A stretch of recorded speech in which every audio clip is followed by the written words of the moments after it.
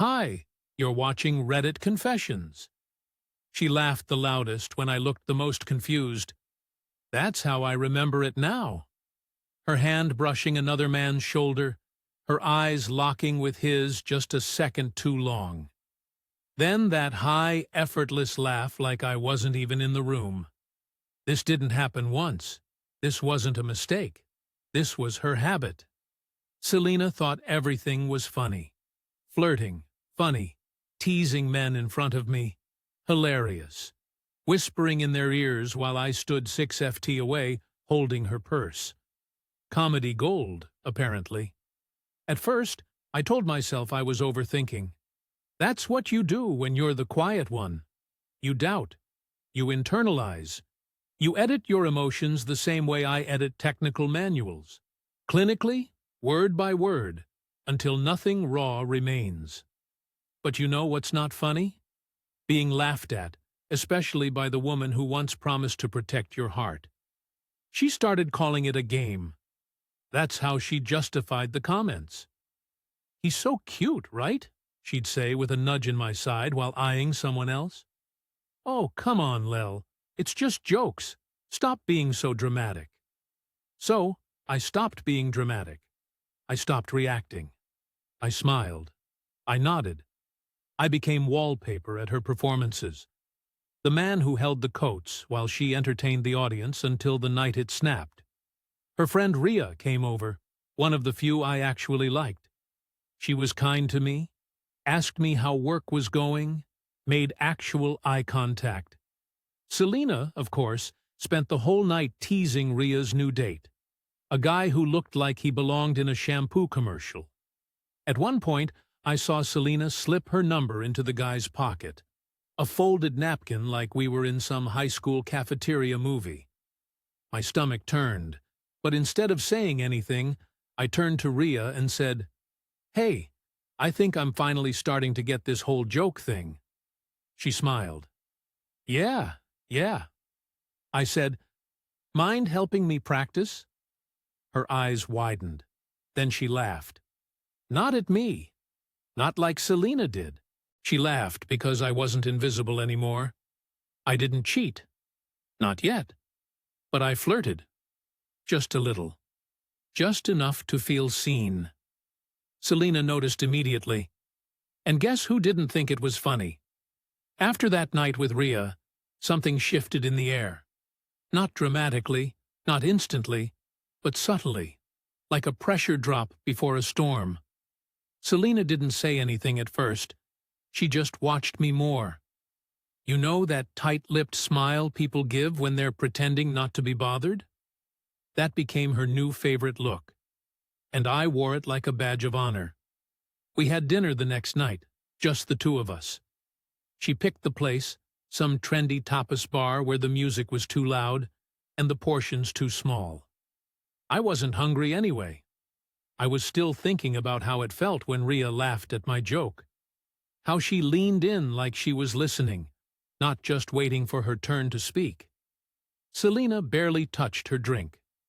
Usually, she was the life of the table, flirting with the waiter, making inappropriate comments that only she found amusing.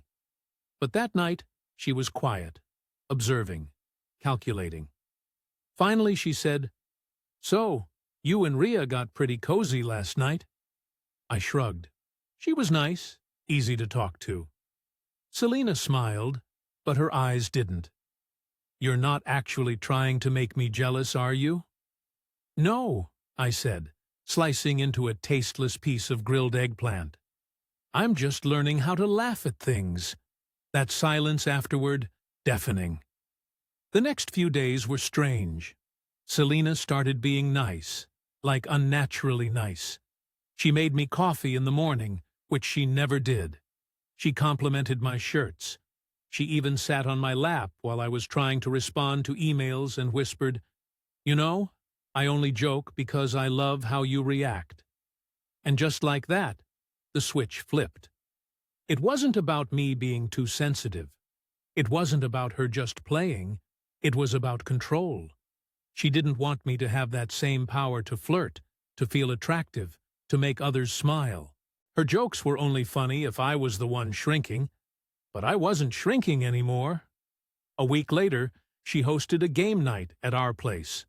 Her usual group came Rainey, Tess, Marcus, and a few of her newer girlfriends, including a woman named Delaney.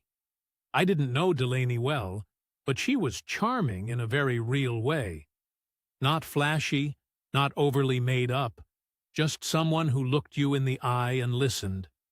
Selena was in full performance mode again, laughing too loudly at Marcus's stories, touching his arm every time he spoke. I sat across from her and smiled. Not bitterly, not with resentment, just knowingly. Then Delaney sat next to me. I don't remember what started it, but we were talking about something dumb. Board games that cause relationship fights, and I made her laugh so hard she snorted wine out of her nose. She hit my shoulder, giggling, and said, "Stop! Seriously, I can't breathe." And across the table, I saw it. Selena's smile twitched just a little. She leaned over and said, "Danny, careful. Lel's married, you know." Delaney froze. "Oh, sorry. I didn't mean, but I cut in. It's just jokes, right?" I said, meeting Selena's eyes. "Isn't that what we do around here?" The room went quiet, just for a beat, and then someone laughed awkwardly, and the conversation picked up again. But Selena didn't laugh. That night when everyone left, she didn't say a word. She just started cleaning furiously, like crumbs were the real enemy. I went to bed alone, and I smiled because, for the first time in years, I wasn't the only one wondering how it felt to be ignored. The morning after game night, Selena acted like nothing had happened. She hummed in the kitchen, made her signature over-sweet French toast, and kissed me on the cheek like she hadn't just tried to shame another woman in front of me the night before. I watched her pour coffee like she was auditioning for a toothpaste commercial. All smiles, all surface. I didn't say a word. I wanted to see how long she'd keep pretending she didn't feel that shift in the room. She broke first. Later that day, she popped her head into my home office, still in her robe. "You and Delaney had fun," she said casually, pretending to check her nails. I didn't even look up. "She's funny." Selena stood there. "You know, some women flirt just to see if they still have it. It doesn't mean anything." Now, that got my attention. I turned and looked her straight in the eye. "Is that what you've been doing? Seeing if you still have it by flirting with my coworkers, friends, waiters, Uber drivers?" Her smile disappeared. "Don't be ridiculous." "Oh, I'm sorry," I said. "Maybe I just need to work on my sense of humor again." She stormed off. No retort, no dramatic defense, nothing. It was the first time my words actually landed. And that silence, her silence, it was the loudest moment of our marriage. But what happened next, I didn't expect. 2 days later, I got a message on Instagram from Tess, one of her closest friends.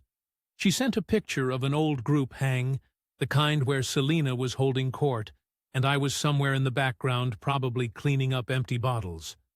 Tess wrote, "You looked miserable that night. You okay?"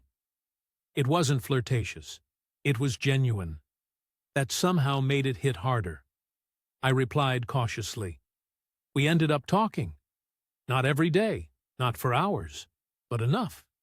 Enough for her to say she'd noticed how Selena talked to me, how she belittled me in front of people, how she'd once joked to the group, "If Lel ever leaves me, I'll be single for a day." Maybe. Tess said that wasn't a compliment. It was a power move. That night, I couldn't sleep. Not because of guilt. Because for the first time in years, someone had seen me. Not the version of me Selena painted. The real me. The man quietly shrinking in the shadow of someone else's spotlight. So, I started being louder. Not with my voice, but with my presence. I started dressing better, accepting invites. Selena declined. saying no to her without feeling like I owed an apology. I even cracked jokes around her friends. Real jokes, ones that made them laugh with me, not at me. And Selena, she didn't like that. Not one bit. She pulled me aside during a barbecue and hissed, "You're embarrassing me." I looked her dead in the eye and said, "Funny, that's what I've been feeling for the past 2 years." She blinked. For a moment, she looked like she was about to cry. But instead, she turned around and walked away. Later that evening, Tess caught my arm and whispered, "She's scared." I smiled. Good. But what I didn't know then was just how far Selena was willing to go to get control back. And I never expected who she'd pull into it. A week passed without a single flirtatious joke from Selena. Not at home, not in public, not even over text. That silence should have been comforting, but it wasn't. Felt manufactured, like she was waiting for something, watching me, measuring how far I'd push the boundary now that I wasn't under her thumb anymore. Then came a message I didn't see coming from Illa. Illa was Selena's friend from college, the one who always seemed too sharp to be part of her circle. She had a dry, sarcastic sense of humor. And unlike the rest of Selena's entourage, she didn't find Selena's jokes all that charming. We'd barely ever spoken, but apparently she noticed more than I thought. Her message read, "I don't want to start anything, but I think you should know Selena's been texting someone behind your back, and it's not just jokes anymore." That pit in my stomach returned. Not the jealous kind, the kind that comes with confirmation. I asked her what she meant. She hesitated, then sent me a screenshot, a cropped part of a message from Selena to someone named Eric. It read, "You'd better be at the party this time. I need a break from boring," followed by a winking emoji. My throat dried up. I knew that name. Eric was the bartender from Tessa's birthday party a few months ago. The one Selena kept saying had movie star teeth. I didn't say anything that night. I told myself she was just being funny. Now I knew better. I confronted her. Not dramatically, just tired. "Selena, who's Eric?" She blinked. "Why?" I saw the message. Her face twisted like she couldn't decide between laughing it off and being furious that I dared look. "So now you're going through my phone." I didn't. Ila sent it. "Ila?" she snapped. "That jealous witch? You mean the one who wasn't texting bartenders behind her boyfriend's back?" She stood in the middle of the kitchen, arms crossed, breathing hard. It was a joke. I just looked at her. "You keep calling them jokes, but I'm the only one not laughing." She stormed out of the room, slammed the bedroom door. I didn't follow, but something inside me turned over. Not rage, not heartbreak, something colder. I was done being humiliated quietly. I was done carrying the embarrassment alone. So, I did something I never thought I'd do. I called Illa and I asked her one simple question. "Do you want to come to the next party?" Her laugh was slow. "Why, Lel, looking to make someone jealous?" "No," I said. "Just thought I'd finally learn how to be funny." That weekend, Selena planned a dinner party, likely thinking she'd sweep it all under the rug by playing hostess and pretending nothing happened. She didn't ask me who I was inviting. She probably assumed I had no one. But when I opened the door and Illa stepped in, wearing a dress that screamed, "I'm not playing your games anymore," Selena's glass nearly slipped out of her hand. Her face froze. Not angry, not confused, just pale. I introduced them like it was the first time they'd met. "Selena, you remember Illa, right?" Illa smiled. "Oh, we go way back. I used to think she was the funny one." Selena didn't laugh. For the first time, she looked like the joke had finally landed on her. Selena didn't say much for the first 30 minutes of the dinner party. She smiled through her teeth, offered wine to the guests, and laughed in all the wrong places. but I could tell every second was calculated. She wasn't hosting. She was waiting, watching, trying to figure out if Layla's presence meant something more than what I let on. And I didn't give her anything. I played it cool, polite, and mildly indifferent. Exactly the way she used to treat me when I was drowning in discomfort. Illa, to her credit, didn't overplay it. She was just present, effortlessly charming, engaged in every conversation, never once overstepping. She didn't flirt. She didn't touch my arm or lean too close, but she made sure every time she laughed at something I said. Selena heard it. We were in the middle of some dumb debate over which movie franchises should have stopped after one film. When Selena finally snapped, she raised her glass and said loudly, "I just want to thank everyone for coming tonight, especially Illa, who I'm so happy is back in touch with us." There was a pause, polite claps, awkward glances. Illa smiled and nodded like a queen acknowledging a commoner. Selena continued, "It's great seeing old friends reconnect. Really warms the heart, especially when they've been distant for so long." I knew what she was doing, digging, laying bait. She wanted to embarrass me, corner me into a defensive moment so she could play the victim again. Illa didn't blink. "Well, sometimes distance helps you see things clearer," she said, still smiling. "Like who actually respects you and who just plays pretend when others are watching." That one hit the room like a thud. Selena looked like she'd been slapped. "Are you implying something?" "Not implying," Illa said gently. "Just reflecting." I nearly choked on my drink.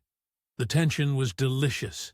Everyone at the table suddenly needed to check their phones or refill their wine, giving the two of them space to continue their quiet war. I stayed quiet, too. I wanted to see who'd cross the line first. Selena stared at Illa, then turned to me. "Is this your new thing, Lel? Using my friends to get back at me?" The room went silent. I tilted my head. "You use jokes to get attention. I use friends to get honesty. Looks like we're both experimenting." Her jaw clenched. "You're trying to humiliate me in front of my own friends." I leaned forward, lowering my voice. "You've been doing that to me for years. The only difference is, I never laughed." Selena stood up. "Okay, enough. Party's over." And just like that, she started grabbing plates and storming into the kitchen. A few guests awkwardly followed her, whispering apologies. I stayed seated. So did I. She looked at me and said, "You handled that better than I would have." I smiled, but there was no joy in it. I'm tired of letting her make me feel like the fool. "You're not the fool," Illa said softly. "You're just finally tired of being her audience." We stayed in the dining room as the others slowly filtered out. I didn't chase after Selena. I didn't try to fix it. For once, I wasn't the one doing cleanup after her performance. That night, Selena didn't come to bed. I heard her crying in the guest room. Not loud, not dramatic. The kind of quiet sobbing that used to make me want to rush in and hold her. But this time, I let her cry alone. Not out of cruelty, but because I finally understood something. You can only be someone's punchline for so long before you start rewriting the script. I expected cold shoulders, silent treatment, maybe a dramatic apology, or some twisted attempt at intimacy. What I didn't expect was for Selena to go nuclear. 3 days after the dinner party, I got a call from my boss.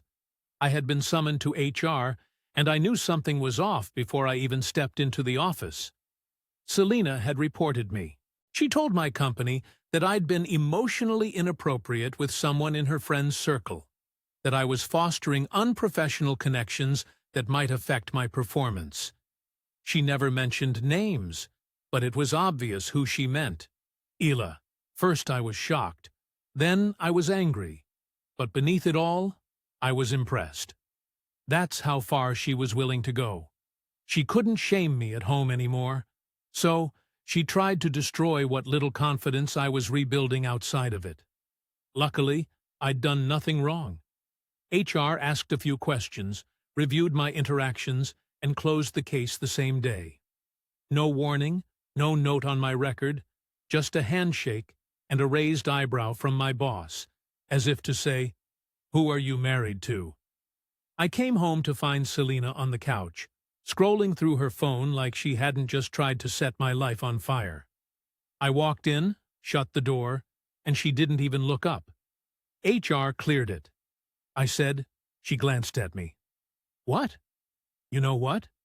She sighed. "I was just trying to get your attention." I laughed. Actually laughed. Startled both of us.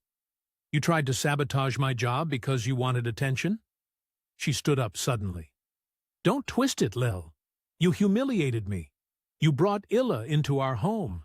You made me look pathetic in front of everyone I care about." "No," I said quietly. "You did that on your own. I just stopped covering for you." She froze. That hit somewhere deep and I could see it. But I didn't back down. "Everything's always a joke with you until the spotlight turns." I continued. "But guess what? You're not the only one allowed to be heard anymore." She looked away, biting the inside of her cheek. "I never thought you'd change." "I didn't," I said. "I finally remembered who I was before I let you shrink me." That night, I packed a bag. Not all of it, just enough to say I wasn't bluffing. Enough to show her this wasn't another passive-aggressive phase. I stayed at a hotel for 2 nights. Illa didn't know I wasn't doing it for her. I needed space, time, silence without performance. For once, I wanted to be surrounded by neutral walls, unjudging lamps, and quiet air that didn't feel like it was waiting to argue. And in that silence, something settled in me. I wasn't trying to win anymore. I wasn't even trying to be right. I just wanted out. On the 3rd day, Selena texted a photo of our wedding picture on the nightstand. No words, just the image. I stared at it for a long time. We looked happy in that photo. I looked smaller somehow. Not physically, just less. She looked like she knew exactly where she was going. Maybe she did, but she didn't take me with her. When I returned to the house after my 3 nights away, Selena was in the kitchen acting like she hadn't tried to blow up my life. She was chopping vegetables, humming, pretending everything was normal. There were candles lit on the table. My favorite dish, her homemade chicken risotto, was already simmering. That scent used to comfort me. Now it made my stomach tighten. She looked up with this exaggerated softness in her eyes, like we were in a bad soap opera. "I thought we could talk," she said. "Really talk." I didn't sit. I stood in the doorway, bag still on my shoulder. "About what?" Her smile flickered. "Everything." I should have walked away, but part of me needed to hear what she had to say. Or maybe I was hoping she'd finally admit the truth. That it was never about jokes. That she knew exactly what she was doing every time she chipped away at me in front of others. We sat. She served me like she used to when things were good. She made small talk about work, about Tessa's new boyfriend, even about how Illa had apparently always had a thing for attention. That was her lead-in. Subtle, but pointed. "You know," she finally said, leaning in, "I never meant to hurt you. I was just being me. I thought we were stronger than a few jokes." "You weren't joking," I said plainly. "You humiliated me constantly. You knew it. You saw how uncomfortable I was, and instead of stopping, you kept pushing." She looked down at her plate. "I guess I didn't think it mattered that much to you." That was the most honest thing she'd said in months. "It mattered," I replied. "And now, doesn't?" Her eyes flicked up. I could see it. The panic behind the calm. She wasn't used to this version of me, the one who wasn't crumbling or begging, the one who wasn't trying to fix what he didn't break. Then she tried one last play. Her voice dropped soft and vulnerable. "I miss us." I shook my head. "You miss control." She blinked. That hit. "You miss knowing you could tear me down and I'd still crawl back. Smile at your friends. Pretend it didn't hurt when you laughed at me. You miss me being small, but that man's not here anymore." She didn't cry. She didn't scream. She just sat there looking like someone who finally realized the punchline had always come with a cost. I stood up. "I'll be back for the rest of my things next week." She didn't stop me, just nodded slowly before I reached the door. She said, "I didn't think you had it in you." I turned around. Neither did I. And I walked out. Not angry, not broken, just free. 1 week later, I returned to the house one final time. I brought 2 duffel bags and a friend with a truck. Selena wasn't home. She'd left a note that read, "Take whatever you want. I'm done fighting." There was no apology, no explanation, just that. A sentence that said more about how she saw our entire marriage than anything she ever shouted during an argument. Packing my things felt surreal. I paused at the shelf where our wedding photo once sat. The frame was still there, but the picture was missing. I guess we were both erasing pieces of each other. Only I didn't feel anger anymore. No bitterness, no victory. I just felt done. By the time I finished, the sun was setting. The air was calm. I stood at the doorway one last time, looking into the home where I'd spent years becoming a ghost in someone else's spotlight. I didn't say goodbye. You don't say goodbye to a performance. You just stop watching. I moved into a small apartment. Nothing special, but it's mine. The first night, I sat on the floor with takeout and no furniture, listening to the silence. And for the first time in years, that silence didn't feel empty. Felt earned. Illa and I kept in touch. We never dated, at least not right away. She gave me space. I gave myself grace. And somewhere along the way, we started meeting for coffee. Then long walks. Then late-night conversations that didn't feel like I was auditioning for approval, just being seen fully. Finally, months later, Selena texted me a single sentence. "I hope you're happy now." I didn't reply because I was. Not because she was gone, but because I had finally chosen myself over her version of me. I no longer needed to prove anything. Not to her, not to anyone. Selena once said, "I didn't know how to take a joke, but I learned something better. How to take back my voice." Thanks for watching Reddit Confessions. If you made it this far, drop a comment and tell us what's one historical event that changed the world, but started with a quiet, personal decision. Don't forget to like, subscribe, and hit that notification bell so you never miss a story that hits close to home. Until next time, stay strong, stay real, and remember, sometimes walking away is the punch.